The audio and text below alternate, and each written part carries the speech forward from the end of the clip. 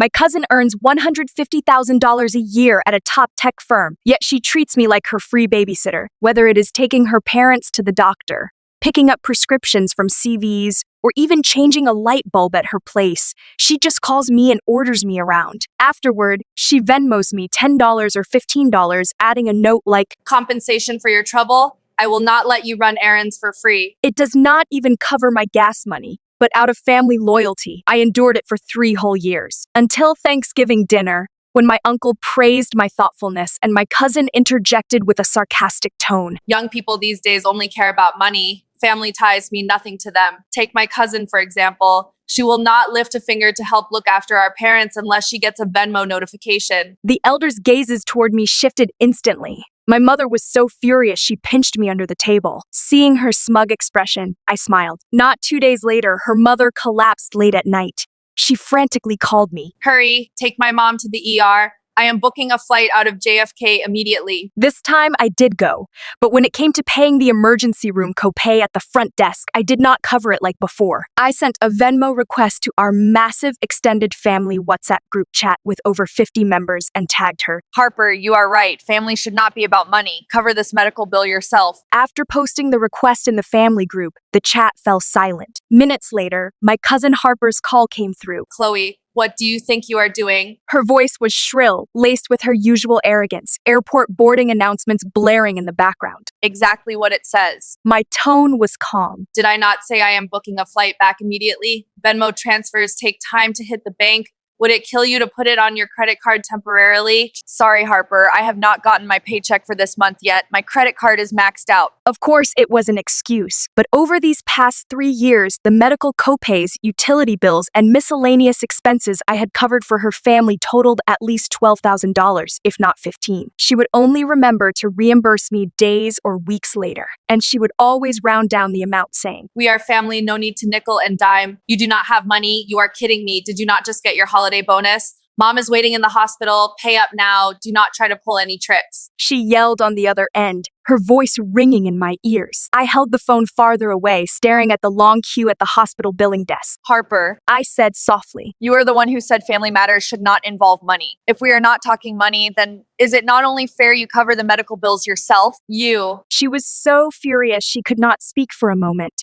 Finally, she slammed down the phone with a final. Just you wait. In the family group chat, someone cautiously posted a question mark. Then my uncle Robert sent a voice message, his tone authoritative. Chloe, do not argue with your cousin. Pay the bill immediately. Your aunt's health comes first. Your cousin is busy and stressed. She did not mean it that way. Soon, the elders in the group chat began chiming in one after another. Aunt Linda chimed in. Exactly, Chloe. Your cousin makes 6 figures a year. How could she be short on this amount? The app must be glitching. Uncle Dave added. Young people should not be so petty. We are family. My own mother sent a private text, a fierce scolding. Have you lost your mind arguing with your cousin in the family chat?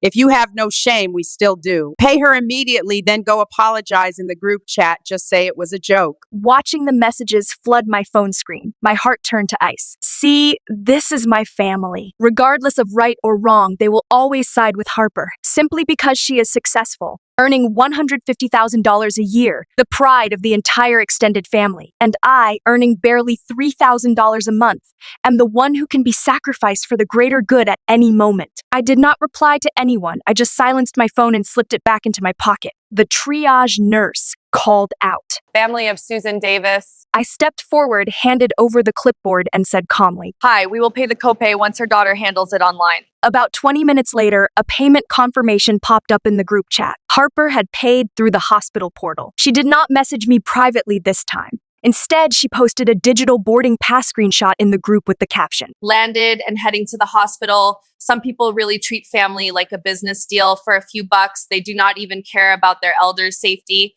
Thankfully, I am a daughter who can be relied upon. With those few casual sentences, she cast herself as the dutiful daughter while I became the ungrateful monster who cared more about money than my aunt's life. Supportive voices immediately echoed in the group chat. Harper is so devoted, flying back overnight despite her busy corporate schedule. Unlike some young people these days who only care about keeping score. Mom's call came again. this time her voice trembling with tears. Chloe, what are you trying to do? Must you make our family look like fools in front of all our relatives? Do you know your uncle just called and berated me? Leaning against the cold hospital wall, I listened to my mother's sobs on the other end. Mom, at Thanksgiving dinner, when Harper declared in front of everyone that I would not budge without a Venmo payment, did you not feel our family was humiliated then?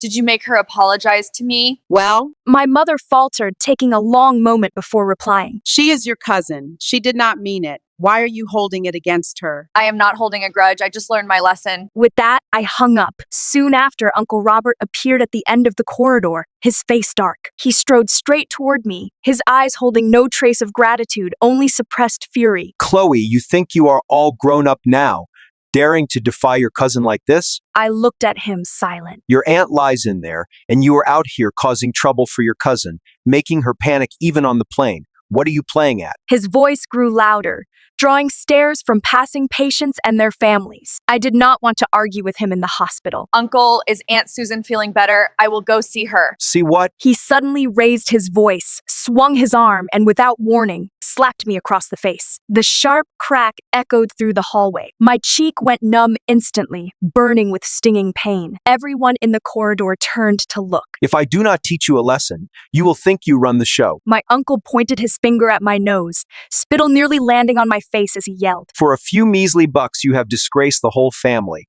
Mark my words, when Harper gets here, you will be on your knees apologizing to her. A passing nurse could not stand it anymore and whispered. Sir, this is a hospital. Please keep your voice down. My uncle glared at her, but finally managed to lower his voice. He turned to check on his wife, leaving me with his cold, hard back. I covered my face, my heart swelling with humiliation and rage. The young nurse approached, handing me a tissue and an alcohol wipe. Wipe your tears. They have turned your cheeks red. She said, her eyes filled with sympathy. I took them, murmuring a quiet thank you. The tears finally broke through, falling silently. Harper arrived with an air of fierce determination. She wore a perfectly tailored designer trench coat, high heels, her hair immaculate, and her face adorned with flawless makeup. Not a trace of worry for her mother showed on her face. She looked more like a corporate inspector on a site visit. Instead of going straight to the room to see her mother, she stopped me in the hallway. Chloe, you have got some nerve. She crossed her arms, looking down at me with disdain. I ignored her, trying to walk around her. She grabbed my arm with surprising strength. Did you hear what my father told you? This is your last chance now, immediately. Get down on your knees and apologize. Her voice was not loud, but it was filled with menace. I shook off her hand and stared at her coldly. You are dreaming.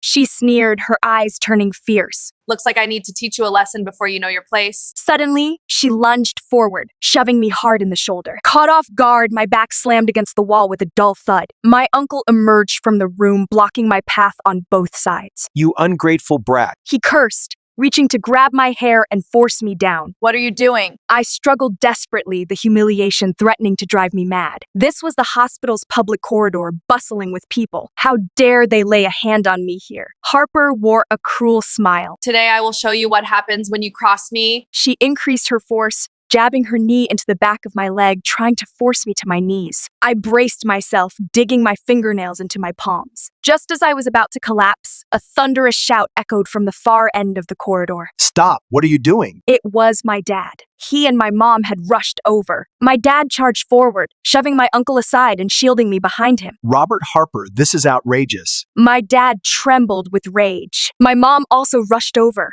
Seeing my swollen face and disheveled clothes, tears welled up instantly. How could you hit someone? What did Chloe do to deserve this? Seeing my parents, Harper did not back down. Instead, she grew even more defiant. Uncle and Auntie, you are just in time. Look at your precious daughter. For a few dollars, she would not even pay my mom's ARCO pay and is slandering me in the family group chat. I asked her to apologize. What is wrong with that? You call that an apology? You are trying to torture her. My father roared. Hospital security rushed over at the commotion and began dispersing the crowd. Quiet down. This is a hospital. Take your issues outside. The family drama ended in disarray under the security guard's intervention. Both families were ushered into a hospital family consultation room. They called it mediation, but it was really a public shaming session for me. Family authority, even my 80-something grandmother was brought in on FaceTime by a call from Uncle Robert. The moment she appeared on screen, she asked with heartfelt concern, Harper, sweetheart, have you been wronged? Then she looked at me through the camera, her expression darkening. Chloe, why are you becoming more and more unreasonable? Harper immediately squeezed out a few tears and acted aggrieved. Grandma, I am truly heartbroken. I have been working so hard on my own in the city, all to give my family a better life. I helped Uncle connect with corporate people, thinking we are all family. If I could help, I should. But my cousin, she helps take care of my parents and I pay her for her trouble. Yet she still complains it is not enough and humiliates me in front of everyone. Her words stabbed my parents' hearts, especially the part about connecting Uncle. My dad was currently vying for a regional director position at his corporation. The competition was fierce. Harper had indeed mentioned before that a relative of her friend worked as an executive at my dad's company and could put in a good word. My parents had treated this as an enormous favor, warning me repeatedly never to offend Harper. Sure enough, my father's expression darkened. He looked at me, his eyes filled with pleading and distress. My mother tugged at my sleeve and whispered, Chloe, just let it go. Your cousin did not mean it. Apologize and smooth things over. Do not jeopardize your father's promotion. Watching them, I felt suffocated. Harper saw this and her smile grew wider. She stepped before me and delivered her ultimatum. Chloe, I do not want to push this to the extreme either. Now, bow and apologize to my parents and to me, then post a lengthy statement in the family WhatsApp group admitting your own pettiness and misunderstanding of me. If you do this, I guarantee your father's promotion will be handled perfectly. My flight back to New York leaves tomorrow night. Before then, I want to see your sincerity. All eyes were fixed on me. Pressure surged in from every direction. My parents, my grandmother on the screen, my uncle, and Harper. They were all certain that faced with my father's career, I would inevitably give in. Harper stood with her arms crossed, her face radiating the arrogance and smugness of a victor. I looked at her face, set on victory, then at my parents' anxious, hopeful eyes. Slowly, I pulled out my phone. Harper's smile widened, expecting me to type an apology. Without looking at her, I found a number in my contacts and dialed. I pressed the speaker button. The phone rang twice before being answered. A steady male voice filled the small consultation room. Hey, Chloe, what is up? How is your dad's promotion going at my dad's company? It was my boyfriend, Spencer. The boyfriend I had dated for 2 years but never mentioned to my family because his background was too privileged. His father was the CEO of the corporation my dad worked for. The room fell instantly silent. Harper's smile froze on her face, solidifying into an extremely unpleasant expression. Holding the phone, I locked my gaze on her pallid face and spoke, enunciating each word clearly. Nothing, just confirming something. Seems there has been a misunderstanding about a favor. The room grew so quiet you could hear each other's breath. Spencer on the other end sensed something was wrong. Chloe, what is going on? Should I tell my dad? No need. I will let you know once it is handled. I hung up and slipped the phone back into my pocket. The invisible tension in the air instantly shifted toward Harper and her father. My uncle gaped, shifting his gaze between me and Harper. His anger dissolved into shock and confusion. Chloe, what is going on here? My grandmother froze too, her screen completely still. I ignored them, fixing my gaze on Harper instead. My tone was flat as I asked, Harper, you just said your friend's relative is an executive at my dad's workplace. Can you tell me who that executive is? What is their name? Harper's lips trembled, but no words came out. Her carefully cultivated connections crumbled before genuine authority. She probably only knew some middle manager or had heard someone brag at a networking event and used that as leverage to control my entire family. Cannot remember now? I chuckled softly. Then let me ask you, what makes you think my dad's promotion was thanks to your help? Harper's face drained from pale to ashen, her eyes darting away. Chloe, My uncle finally snapped, cutting me off sharply. what kind of attitude is that? Even if you know someone, your cousin meant well. Meant well? I turned to him, my gaze sharpening, using my father's career as leverage to threaten me, forcing me to kneel and apologize. That is meant well. Slap me across the face, humiliating me in front of the entire hospital. That is for my own good. My voice was not loud, but every word stabbed them in the face. My uncle was rendered speechless by my questions. My mother looked at me with a complex expression, shock, guilt, and a strange sense of vindication. My father was completely bewildered, shifting his gaze between me and my uncle, clearly still reeling from this massive reversal. Harper and Uncle Robert. I stood up straight, my gaze sweeping over them. Now it is your turn. Apologize to me for the things you have said and done otherwise. I paused, pulling out my phone as if to dial. I will not hesitate to have CEO Davis look into who in his company is abusing power and using their position for personal gain. Harper's body shook violently. She knew I was not joking. If this reached her so-called network or worse, corporate higher-ups, the elite persona she had built through bragging and LinkedIn connections would crumble instantly. She might even lose her six-figure job. I am sorry. Harper murmured, her head bowed so low it nearly buried in her chest. Louder, I did not hear you. I watched her, my heart utterly unmoved. I am sorry. She snapped her head up, her eyes brimming with resentment and humiliation. And you, Uncle? I turned to the man who had slapped me. His face turned the color of a plum.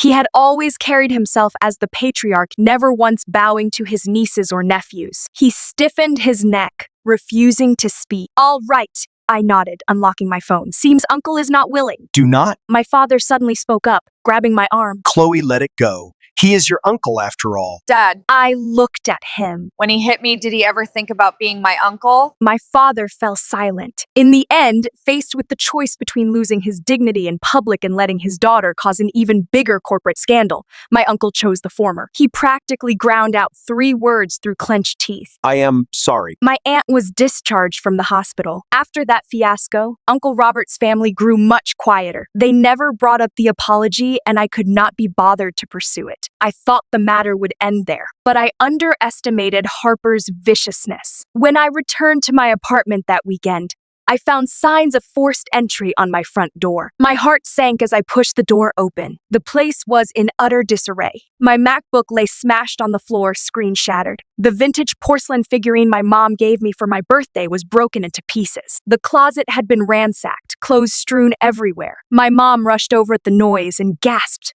covering her mouth. Oh my God, did we get robbed? I crouched down and picked up the smashed laptop. It contained all my college transcripts from the past 4 years, plus my study notes for my upcoming LSAT exam. This was not a burglary. Thieves only seek valuables. They would not commit such senseless destruction out of pure rage. I pulled out my phone and dialed 911 directly. My mom panicked. Chloe, what are you doing? Do not call the police yet if word gets out. Mom, I cut her off. this is my own apartment. My room was vandalized. If I do not call the police, am I supposed to just wait for it to fix itself? The police arrived quickly. They surveyed the scene and asked questions. My parents were so nervous in front of the officers, they could barely speak coherently, repeating over and over. It might be a misunderstanding. I calmly recounted everything to the police, including the damage to the deadbolt and the value of the missing and destroyed items. Officer, our building has excellent security. It is very difficult for outsiders to get in.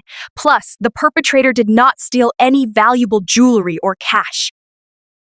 They only targeted my personal belongings for destruction. I suspect it was someone familiar. As I said this, my gaze fell on my parents. They instantly understood my meaning, their faces turning ashen. After the police left, my dad finally could not hold back. Chloe, are you suspecting your cousin? Besides her, who else could it be? I countered. Impossible. My mom immediately retorted. Harper, she would not do something like this. She does not have a key to your apartment. She does not, but Uncle Robert does. Our families had always exchanged spare keys for emergencies. In this family, the only person who hated me to the core and had both the means and motive to do this was Harper. She had been humiliated at the hospital and could not swallow her pride, so she resorted to this despicable method to take revenge on me. She thought destroying my MacBook would ruin my grad school chances and make me suffer. My parents fell silent. They refused to believe it, but the logic was undeniable. That night, my dad called my uncle, subtly probing about Harper. My uncle stammered on the phone, then hung up impatiently. This only confirmed my suspicions. I did not cry or make a scene. I just quietly gathered the broken porcelain pieces and sorted out what was still usable. Then,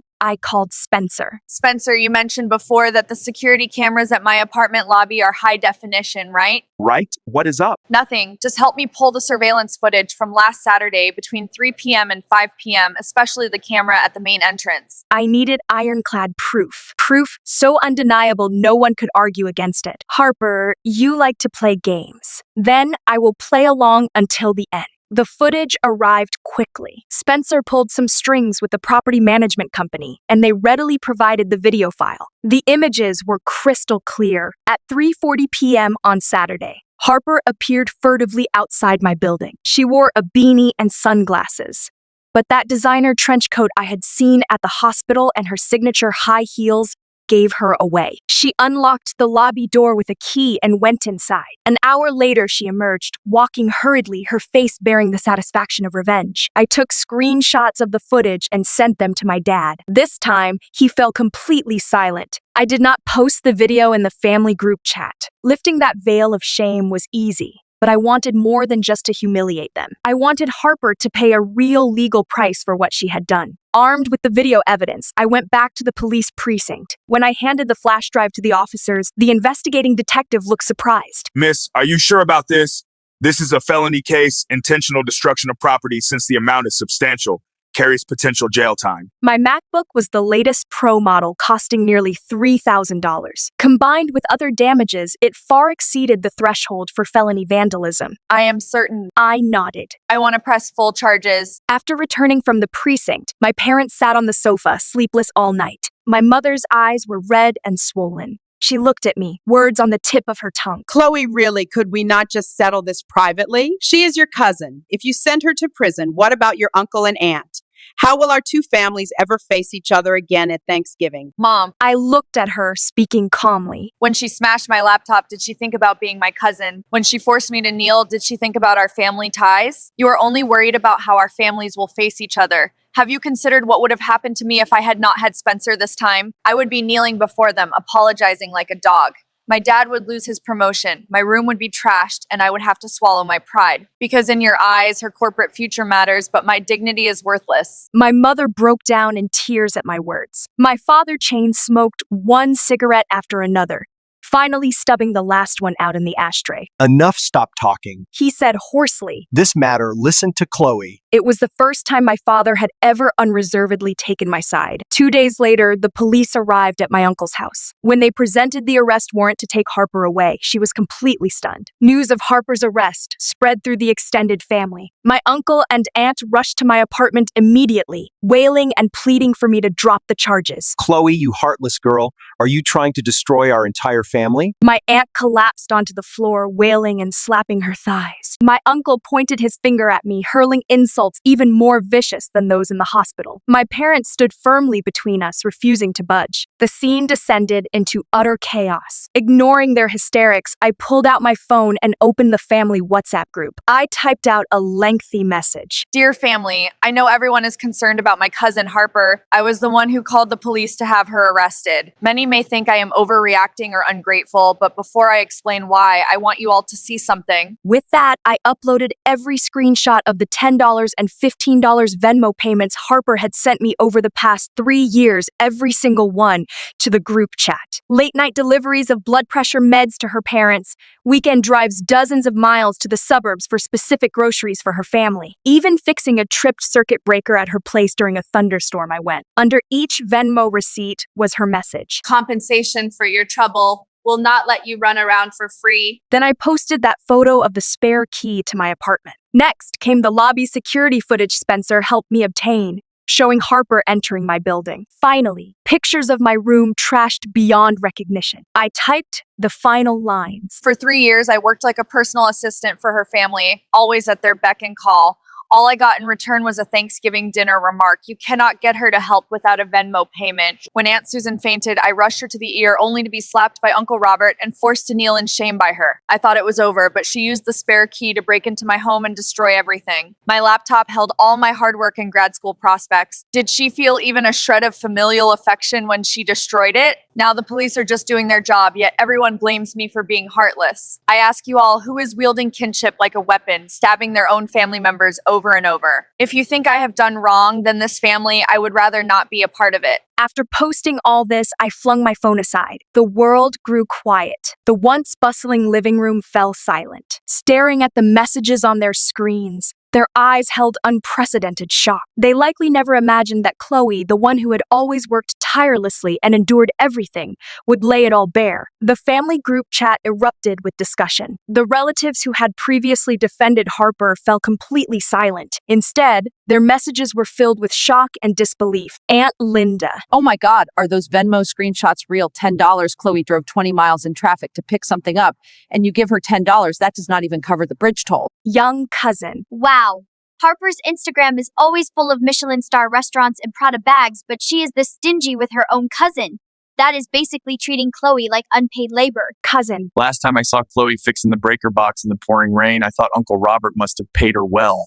Turns out it was just a few bucks. That is not hiring help. That is treating family like garbage. Harper's carefully cultivated image as the perfect elite daughter shattered completely under this irrefutable evidence. A few days later, a distant cousin messaged me privately, Chloe, Harper's company found out about her arrest and launched an internal HR investigation. If she gets a felony conviction, she will definitely be fired. Reading that message, my heart felt calm. She deserved it. After being held in county jail for several days, Harper was released on bail pending trial. The first thing she did upon release was show up at my doorstep with her parents, laden with expensive gift baskets. It was the first time I had ever seen Harper looking so wretched. She wore plain sweatpants, her face bare of makeup, heavy dark circles under her eyes.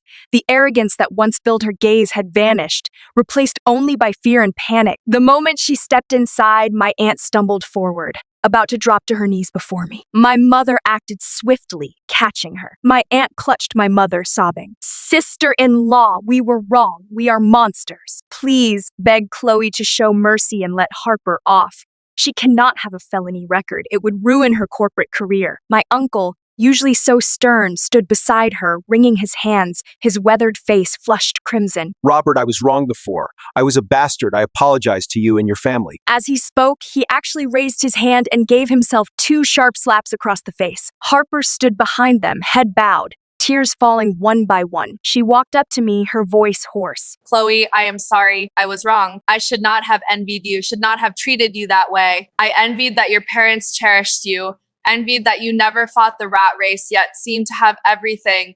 I thought being higher on the corporate ladder, earning more than you, meant I could treat you like the help. I lost my mind. I was wrong. Please forgive me. She sobbed uncontrollably, clutching my hand in utter humiliation. She even pulled out a cashier's check from her purse. There is $20,000 here, my emergency savings. You are preparing for the LSATs, right? Buy yourself the best MacBook Pro. Spend the rest however you like. Consider it my restitution. Please, just drop the charges with the DA. Seeing this scene, my parents softened. Mom tugged at my sleeve. Chloe, maybe we should let it go. She knows she is wrong. I looked at the tear-streaked face before me, at the cashier's check she held out, at her parents' eyes filled with both hope and fear. I pulled my hand back, refusing to take the check. Slowly, I spoke. An apology needs sincerity. Harper's eyes lit up instantly, thinking she had a chance. Yes. What do you need me to do?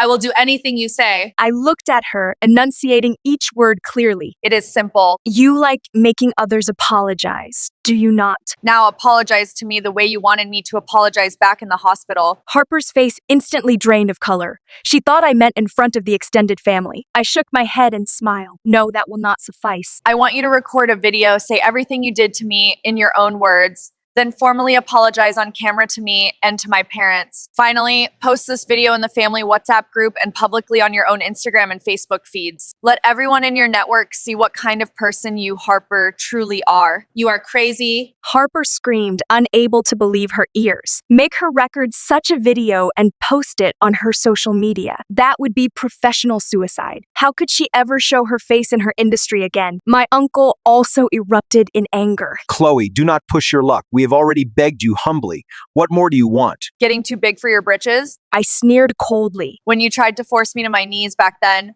Why did you not say you were getting too big for your britches? Now that it is your turn, you cannot handle it? I turned away from them and addressed my parents. Dad, Mom, I am tired. Show them out. No. Harper was utterly panicked. She grabbed my arm, her eyes pleading. Chloe, do not do this. I beg you. I will agree to anything else, just not this. No negotiation. My stance was firm. Either do as I say or wait for the court summons. I shook off her hand, walked back to my bedroom, and slammed the door shut. The living room fell into a long silence, punctuated by stifled sobs. In the end, terrified of a felony conviction ruining her life, Harper relented. The next day, my uncle's family sent me the recorded video file. In the video, her face was deathly pale, her eyes red and swollen as she sat awkwardly on the floor. Her voice trembled as she recited, word by word, every horrible thing she had done. From 3 years of treating me like an unpaid assistant, to the humiliation at Thanksgiving dinner, to the physical assault at the hospital, and finally, the felony break-in and vandalism. At the end, she looked directly into the camera. Chloe, I am sorry. Uncle, Auntie, I am sorry. I watched the entire video from start to finish on my phone. Then,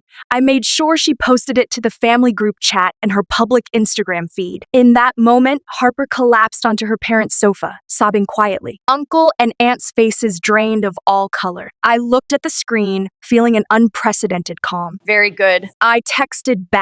Now you know how it feels. I expected her to throw a tantrum to curse me out, but she did not. She just called me, her voice filled with venom, and said, Chloe, are you satisfied now? Can you call the DA and drop the charges? I smiled, took out my phone, dialed the detective's number, and pressed speakerphone. Hello, Detective Miller. This is Chloe. Regarding the felony vandalism case against Harper, I have decided not to withdraw my cooperation.